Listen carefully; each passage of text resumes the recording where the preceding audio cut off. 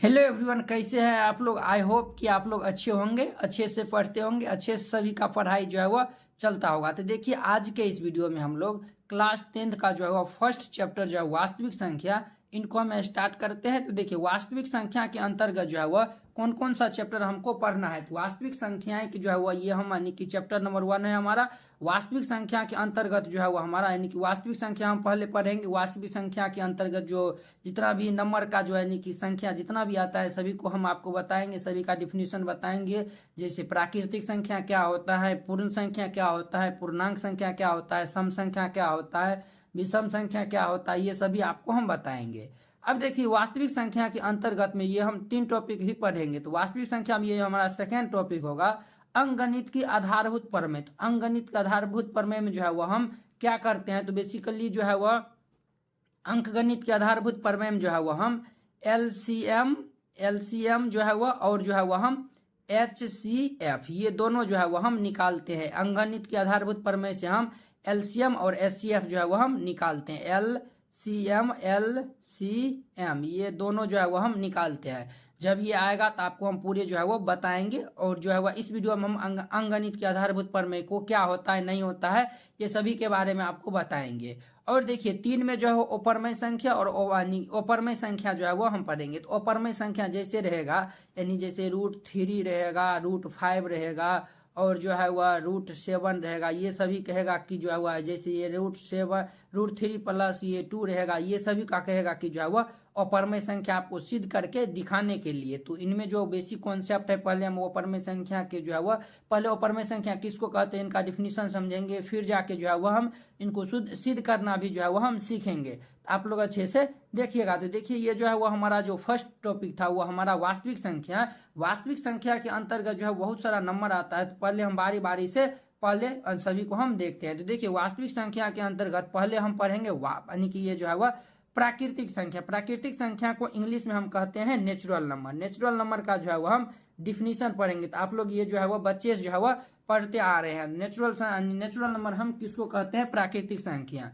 तो देखिए हम यहाँ पे डिफिनीशन लिखे हैं, गिनती के सभी संख्याओं को हम क्या कहते हैं, तो प्राकृतिक संख्या कहते हैं। यानी गिनती के जितनी भी संख्या है, तो गिनती पहले ये बताइए गिनती जो है वो हम कहाँ से स्टार्ट करते हैं। अगर जैसे आप मान चलिए अगर हम ये ऑफलाइन में अगर ये हम क्लास लेते, तो अगर देखिए अगर ऑफलाइन में अगर हम ये क्लास लेते, अगर जो है वो यानी कि क्लास में अगर 50 स्टूडेंट है यानी 50 विद्यार्थी बैठा हुआ है, अगर हम किसी को खड़ा करके और जो कहेंगे कि यानी कि तुमको गिनना है कि यानी कि ये जो क्लास अभी चल रहा है इसमें कितना बच्चा है, अगर हम एक बार स्टूडेंट को खड़ा करेंगे और उनको कहेंगे कि बताने के लिए, तो वो कैसे यानी कि गिनेगा, यानी कि कैसे उनको काउंट करेगा। तो वो यानी कि ऐसे काउंट करेगा 1 2 3 4 या फिर 1 2 3 4 ऐसे करके गिनेगा। तो वही है हमारा प्राकृतिक संख्या, उसी को हम प्राकृतिक संख्या कहते हैं। यानी गिनती के सभी संख्या को हम प्राकृतिक संख्या कहते हैं। तो गिनती हमारा कहाँ से स्टार्ट होता है, तो गिनती हमारा 1 से स्टार्ट होता है, 1 2 3 4 ये ऐसे स्टार्ट होता है। तो देखिए ये इसी को जो है वह हम प्राकृतिक संख्या कहते हैं। यह देखिए यह 1 से जो है वह शुरू होती है, यानी ये जो यानी कि प्राकृतिक संख्या जो है वह 1 से शुरू होती है और अनंत तक जो है वह जाता है। ठीक है, ये तो आप समझ गए होंगे। तो जैसे हम देखिए 1 2 3 ये जो है वह जा रहा है, 3 4 5 6 7 8 9 10 ये बढ़ते जाएगा। ठीक है, अब देखिए हमारा है अगला पूर्ण संख्या। हमारा अगला टॉपिक है यानी कि जो है वो अब हम यानी प्राकृतिक संख्या आपको बता दिए हैं। अब देखिए पूर्ण संख्या जिसको इंग्लिश में हम कहते हैं होल नंबर। क्या कहते हैं, तो होल नंबर कहते हैं। तो पहले हम पूर्ण संख्या का डिफिनीशन पढ़ते हैं। देखिए ये जो हम प्राकृतिक संख्या 1 से यानी कि जो है वो हम पढ़ते हैं 1 2 3 4, इसी में अगर हम जीरो को हम यानी कि छोड़ दिए थे, अगर जीरो को भी अगर हम शामिल कर लेते हैं, तो जीरो को अगर हम शामिल कर लेते हैं तो 0 1 2 3 4 ये ऐसे बनेगा। इसी को जो है वो हम पूर्ण संख्या कहते हैं। तो देखिए ये हम डिफिनीशन लिखे हैं, प्राकृतिक संख्याओं के समूह में अगर 0 को भी जो है वह शामिल कर ले तो जो है वह ऐसी संख्या जो है वह ऐसी संख्या का समूह क्या यानी कि कौन सा संख्या कहलाएगा, हमारा पूर्ण संख्या का जो है वह समूह कहलाता है। तो ऐसी संख्या को हम क्या कहते हैं, तो पूर्ण संख्या कहते हैं। जैसे देखिए ये 0 1 2 3 ये जो है वह चलते रहेगा। तो इसी को हम यानी पूर्ण संख्या कहते हैं। एक बार हम फिर से आपको बता दें, पूर्ण संख्या हम वैसी संख्या को कहेंगे जो यानी कि जैसे हम प्राकृतिक संख्या यानी कि 1 से स्टार्ट करते हैं, अगर हम उनमें 0 भी शामिल कर देंगे तो वो हमारा पूर्ण संख्या हो जाएगा। यानी 0 1 2 3 4 5 6 7 8 ये ऐसे चलता रहेगा। तो अब देखिए हमारा जो है वह अगला है हमारा पूर्णांक संख्या। पूर्णांक संख्या यानी कि जिनको इंग्लिश में हम लोग कहते हैं इंटीजर, ये जो है वह बहुत ही इंपॉर्टेंट है। तो इनको जो है वो आप लोग अच्छे से देखिएगा कि इनका डिफिनीशन क्या होता है। इनको हम अच्छे से आपको हम बताते हैं। तो पहले इनका हम डिफिनीशन समझते हैं। तो देखिए पूर्णांक संख्या को जो है वह हम इंग्लिश में कहते हैं इंटीजर नंबर, यानी इंटीजर हम कहते हैं पूर्णांक संख्या को। ठीक है, अब देखिए सभी धनात्मक और ऋणात्मक पूर्ण संख्याएं पूर्णांक संख्याएं कहलाती है। अब देखिए यहाँ पे आप लोग यानी कि कहिएगा सर ये हम धनात्मक किनको कहते हैं, ऋणात्मक किनको कहते हैं। धनात्मक हम उनको कहते हैं जहां पे जो है जैसे ये +1 +2 +3, तो ये जो है वो हम यानी कि धनात्मक पूर्णांक ये हमारा हो गया। और यहाँ पे देखिए ये जो माइनस यानी -1 -2 -3 यानी माइनस लगा रहेगा उनको हम ऋणात्मक कहेंगे। तो ये तो समझ गए होंगे। तो देखिए धनात्मक यानी पूर्णांक को हम पॉजिटिव इंटीजर कहते हैं, इसको इंग्लिश में हम कहते हैं पॉजिटिव इंटीजर। और ऋणात्मक पूर्णांक को हम कहते हैं निगेटिव इंटीजर। तो ये भी आप लोग समझ गए। तो जो है वह यही हमारा डिफिनीशन बन जाएगा। सभी धनात्मक और ऋणात्मक यानी पूर्ण संख्या तो हमारा 0 से स्टार्ट होता है। तो देखिए आप कहे यानी कि आप कहिएगा सर 0 का आप यानी कि कहाँ लिए है, तो देखिए हम यहाँ पे लिखे हुए हैं 0 जो है वह उदासीन होता है, यानी कि जो है वह न्यूट्रल होता है। ठीक है, ये हमारा न्यूट्रल इंटीजर होगा यानी उदासीन होगा। अब देखिए इसी जो यानी कि ये जो पूर्णांक संख्या है इसको जो है वह हम I या फिर Z से जो है वह सूचित करते हैं। यानी कि जो है वह पूर्णांक संख्या को किससे हम सूचित करते हैं, I और Z से जो है वह सूचित करते हैं। तो उम्मीद करते हैं कि आप लोग ये पूर्णांक संख्या जो है वह बहुत ही अच्छा तरीका से समझ गए होंगे। तो चलिए अब हम आगे देखते हैं। अब देखिए हमारा टॉपिक है यानी कि सम संख्या। सम संख्या हम किसको कहते हैं, इंग्लिश में इसको हम कहते हैं इवन नंबर। यानी कि सम संख्या को इंग्लिश में हम क्या कहते हैं, तो इवन नंबर कहते हैं। इवन नंबर का पहले हम डिफिनीशन देख लेते हैं। देखिए जिस भी संख्या का इकाई अंक, यानी कि देखिए जिस संख्या का इकाई अंक, ये देखिए ये जो है वो आपको याद रख लीजिएगा। जिस भी संख्या का इकाई अंक 0 2 4 6 8 में से कोई एक लिखा मिल जाए, यानी कि ये जो यानी कि 0 2 4 6 8 ये जो यानी कि आपको हम बताए हैं, तो ये यानी कि इसमें से कोई आपको एक मिल जाए, एक लिखा हुआ मिल जाए, तो उसे हम सम संख्या कहते हैं। तो जैसे फॉर एग्जांपल जैसे ये 4 2 8 2 5 6 2 7 6 क्या ये सम संख्या है। तो देखिए ये 0 2 4 6 8 देखिए यहाँ पे 2 लिखा हुआ, यहाँ पे 6 लिखा हुआ, यहाँ पर भी जो है वह 6 लिखा हुआ है। तो ये जो है वो हमारा क्या है, तो सम संख्या। तो सम संख्या हम उन्हीं को कहेंगे जहाँ पे जो है वह 0 2 4 6 8 ये जो है वो पांचों में जो है वो आपको कहीं भी ये एक भी दिख जाएगा तो उनको हम सम संख्या कहेंगे। ठीक है, अब देखिए हम विषम संख्या यानी कि देखते हैं विषम संख्या क्या होता है। विषम संख्या को हम इंग्लिश में कहते हैं ओड नंबर। क्या कहते हैं, ओड नंबर। अब देखिए ऐसी कोई भी संख्या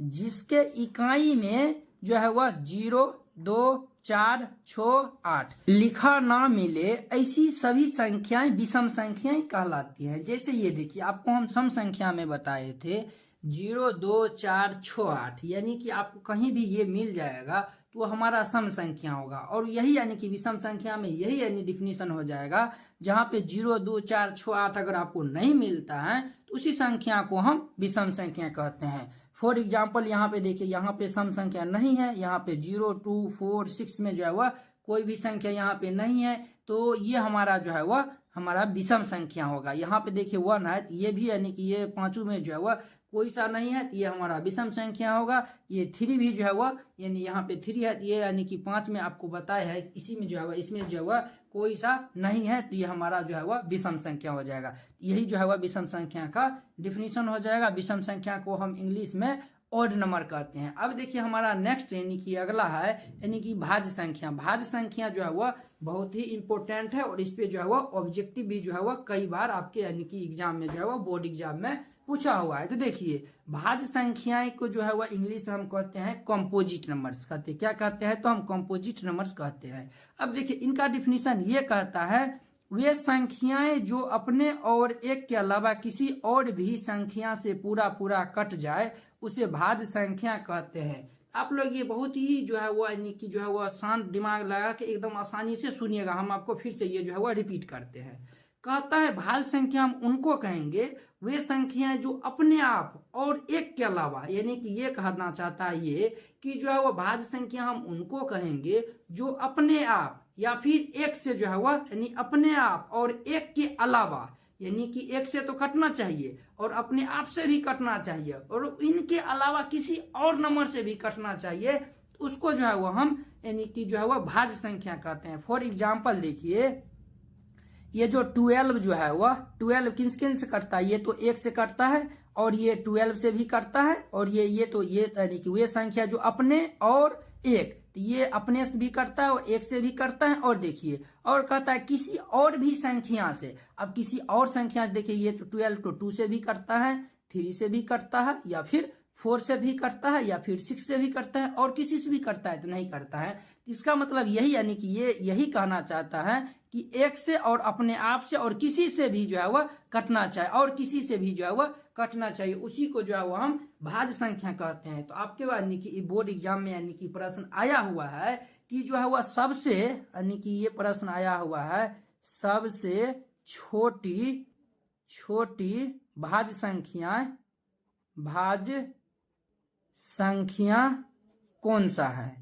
सबसे छोटी भाज्य संख्या कौन सा है, सबसे छोटी भाज्य संख्या यानी कि कौन सा है, तो सबसे छोटी भाज्य संख्या जो है वह 4 है। हमारा सबसे छोटी भाज्य संख्या 4 है। उसके बाद जो है वह 6 आता है और उसके बाद जो है वह हमारा कौन सा आता है, तो हमारा 8 आता है। इसके इसी तरीका जो है वह बढ़ते जाता है। तो यानी कि जो है वह सबसे छोटी भाज्य संख्या हमारा 4 है। तो ये जो है वह यानी कि बोर्ड एग्जाम में आया हुआ भी है, जो सबसे छोटी भाज्य संख्या कौन है, तो 4 है। ये तो भाज्य संख्या का जो है वह डिफिनीशन समझ गए। अब देखिए ये भाज्य संख्या, अब हम अभाज्य संख्या को समझते हैं। अभाज्य संख्या का डिफिनीशन क्या कहता है, तो देखिए यहाँ पे हम लिखे हुए हैं यानी अभाज्य संख्या जो है वह यहाँ पे लिखे हैं। अभाज्य संख्या को इंग्लिश में हम कहते हैं प्राइम नंबर्स, यानी अभाज्य संख्या को इंग्लिश में क्या कहते हैं, तो प्राइम नंबर्स कहते हैं। अब देखिए इसका डिफिनीशन, ऐसी संख्या जो अपने और एक के अलावा किसी से ना कटे, यानी उसे हम भाज्य संख्या कहते हैं।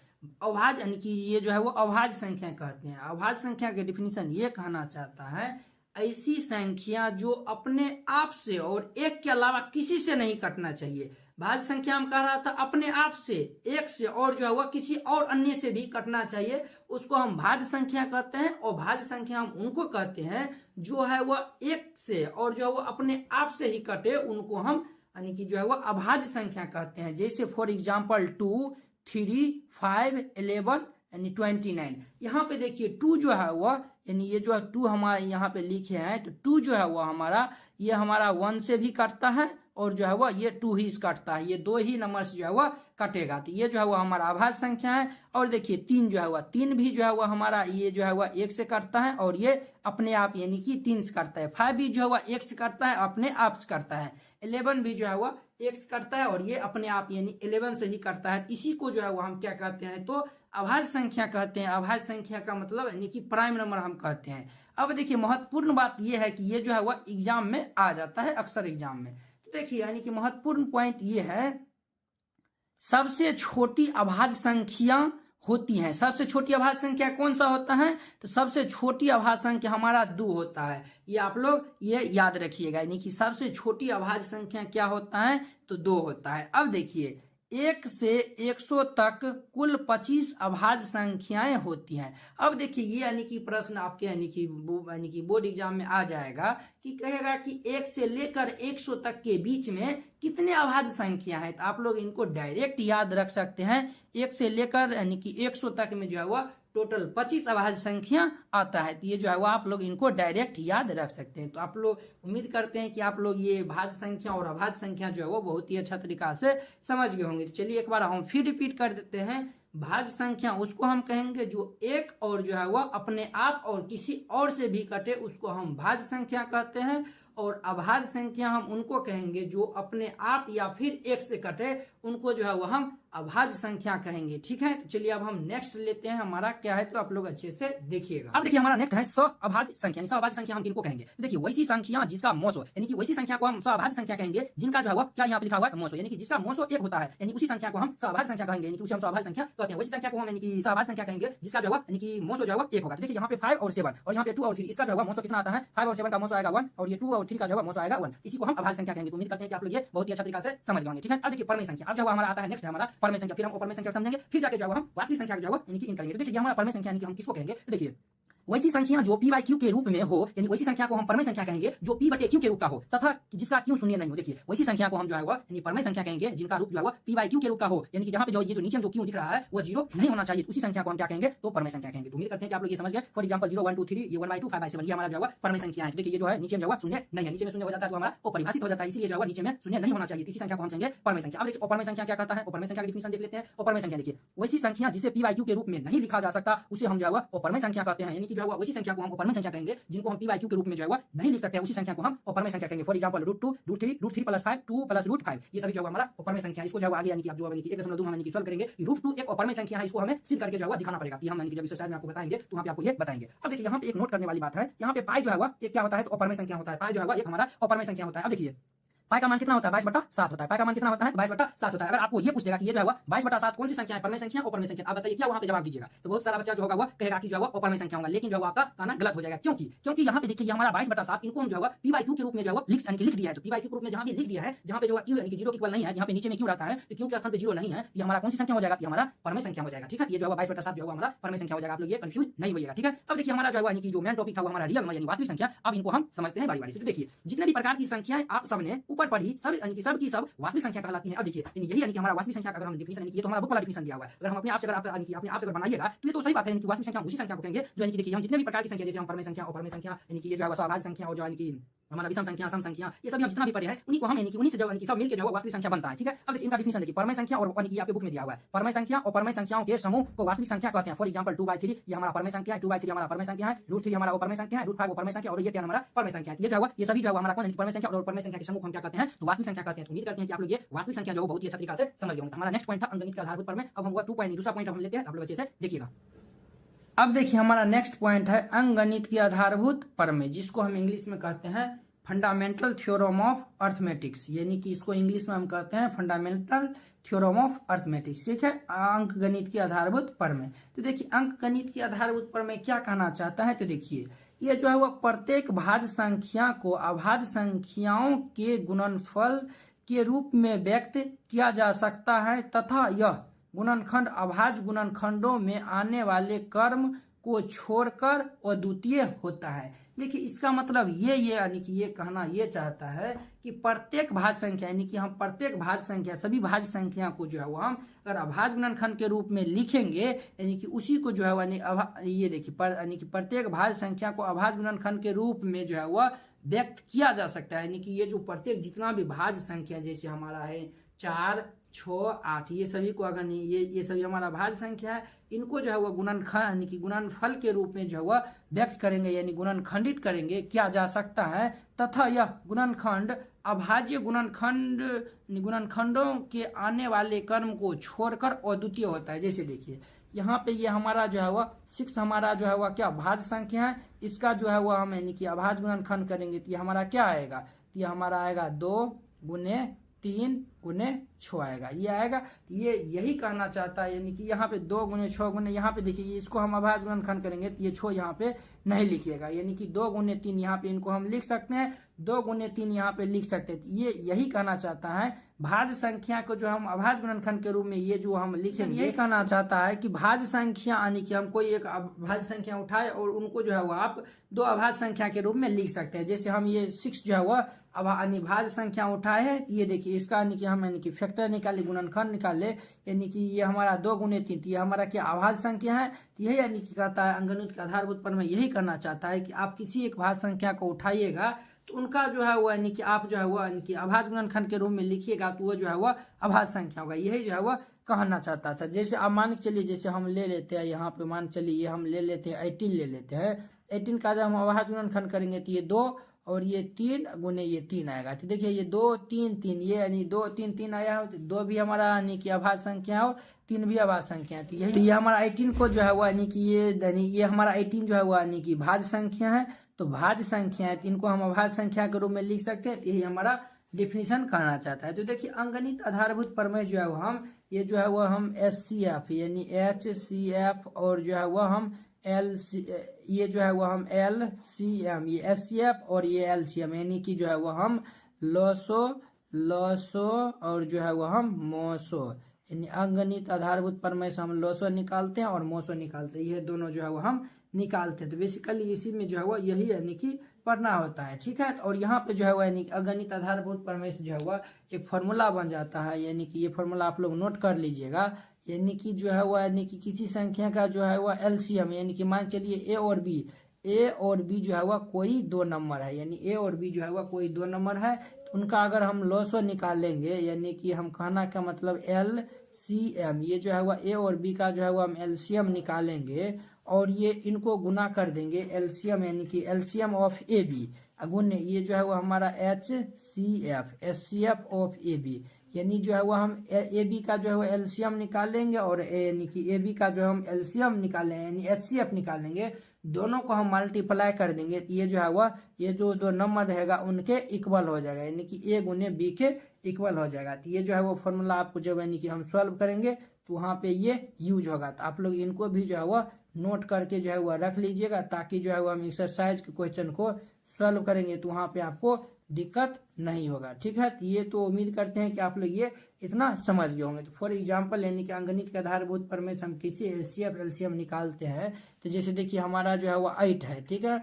8 है तो 8 का हम फैक्टर निकालेंगे तो 2 गुने ये 2 आएगा, यानी कि हम लिख सकते हैं 2 का पावर कितना लिख सकते हैं 3 लिख सकते हैं, ठीक है। और कोई यानी कि हम ले लेते हैं, मान के चलिए जैसे 16 हम यानी कि जो है वह 16 यानी कि हम ले लिए, तो 16 ले लिए तो ये जो है वो हमारा कितना आएगा, तो ये जो है वह यानी कि 16 जो है वह यानी यहाँ पे जो है वो 48 ले लीजिए, 48 ले लीजिए, ताकि जो है आपको समझने में और अच्छा होगा। तो देखिए यहाँ पर हम 2 से लगा इनका आभाज्य गुणनखंड करेंगे, यानी कि 48 का जो है हम अभाज्य गुणनखंड करेंगे तो ये कितना आएगा। तो देखिए ये हम 2 से लगाएंगे, यानी कि प्राकृतिक संख्या में जो सबसे छोटी है तो ये सबसे छोटी हमारा 1 होता है। तो 1 होता है तो 1 तो सभी में लग जाता है, लेकिन 1 को हम छोड़ देंगे 2 से लगाएंगे तो ये हमारा होगा ये 2 और ये 4 और ये 2 से लगाएंगे तो ये 12 और ये 2 से लगाएंगे तो ये 6 और ये 2 से लगाएंगे तो ये 3।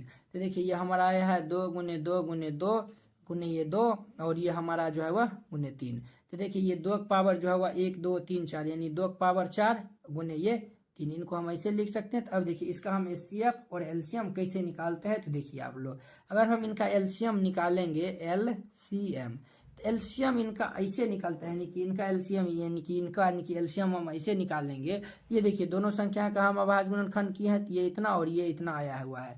LCM ये कहता है दोनों संख्या में जो है वह दोनों यानी कि जो है वो उभयनिष्ठ हो, यानी कि दोनों मिलता हुआ हो, यानी कि कॉमन हो।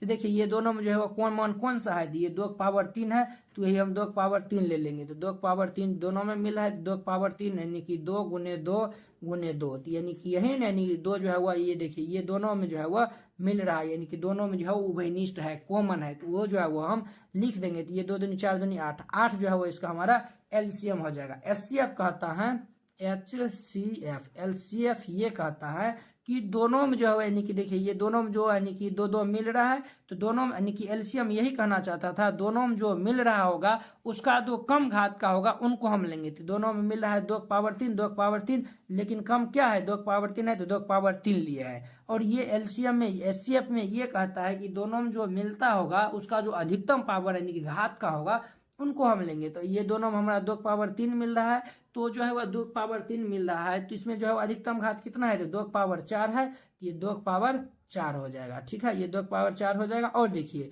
और जो हुआ यहाँ पे देखिए यहाँ पे जो है वो हम यानी कि इसको हम लिख सकते हैं 3 के पावर 0, तो 3 के पावर 0 का वैल्यू यानी 3 के पावर 0 है। किसी भी पावर का यानी कि पावर में जब 0 रहता है तो उसका मान तो 1 होता है। ये आप लोग क्लास 8 में पढ़ रहे हैं। तो यहाँ पे देखिए इसका अधिकतम 3 3 दोनों मिला है, इसका अधिकतम पावर कितना है 3 का अधिकतम पावर 1 है और यहाँ 3 का पावर 0 है, तो जो है वह इसका सबसे अधिकतम पावर 1 है, तो ये हम 1 को लेंगे। 3 का पावर ये 1, सभी को गुना कर देंगे। तो गुना हम जब कर देंगे तो ये जो है वह कितना आएगा, तो ये हमारा होगा ये 2 गुने 2 गुने 2 गुने ये 2 और ये गुने 3। तो देखिए 2 दूनी 4 4 दूनी यानी 8 8 दूनी 16 16 48 यानी 48 जो है वो हमारा इसका SCF हो जाएगा। तो उम्मीद करते हैं कि आप लोग ये समझ गए होंगे। तो अब देखिए ये जो है वह यानी कि ये जो हम फॉर्मूला बताए हैं तो इसको जो है हम यानी कि सत्यापन भी कर देते हैं, यानी कि प्रूफ भी कर देते हैं। तो देखिए यानी कि ये फॉर्मूला कहता है LCM AB। तो देखिए हम AB का स्थान पर ये हम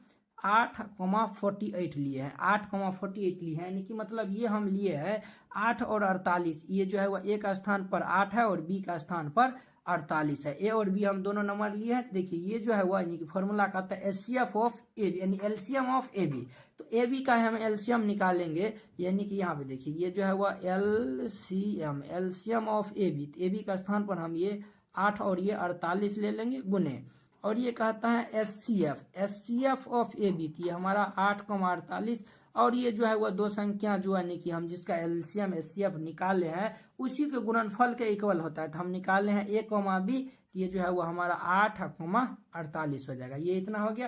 तो देखिए SCF ऑफ 8,48 कितना निकाले हैं, तो 8 निकाले हैं, तो ये हमारा 8 हो जाएगा। और LCM ऑफ यानी कि 8,48 कितना निकाले हैं, तो ये 48 हो गया। तो देखिए ये 8 गुने 48 देखिए ये और ये दोनों बराबर हो गया। तो ये जो है वह ये जो हम लिखे हैं वह बिल्कुल सही है। तो उम्मीद करते हैं कि आप लोग ये अंकगणित के आधारभूत प्रमेय जो है वह बहुत ही अच्छा तरीका से समझ गई। तो देखिए यहाँ जो है वह 1 नंबर का और 2 नंबर का जो है वह क्वेश्चन आ जाता है हर एक साल। तो चलिए अब हम नेक्स्ट देखते हैं। हमारा नेक्स्ट टॉपिक था 3 नंबर में था अप्रमेय संख्या। तो अप्रमेय संख्या बहुत ही छोटा है, तो आप लोग अच्छे से देखिएगा। अब देखिए हमारा नेक्स्ट प्रमेय 1.3 है।